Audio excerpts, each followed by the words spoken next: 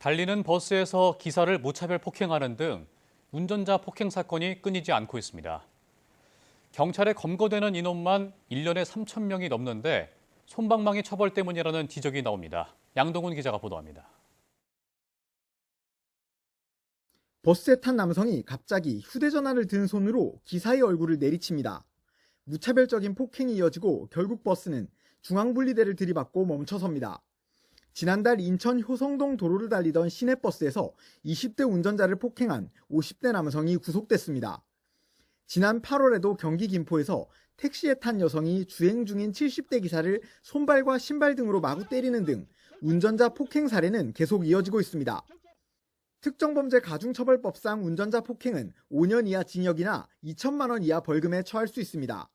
2년 이하 징역이나 500만 원 이하 벌금인 일반 폭행죄보다 형량이 2배 이상 무겁습니다.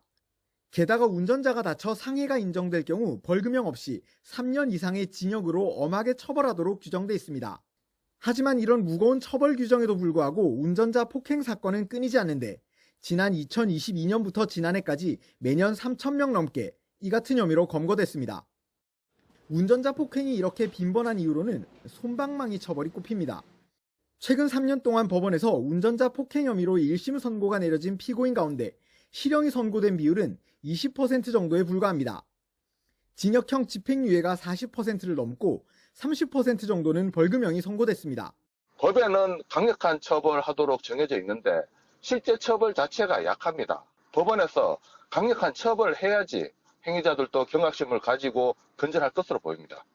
운전자 폭행은 일반 폭행과는 달리 교통사고로 이어져 더 큰 피해가 발생할 수 있는 만큼 엄정한 대응이 필요하다는 지적입니다. YTN 양동훈입니다.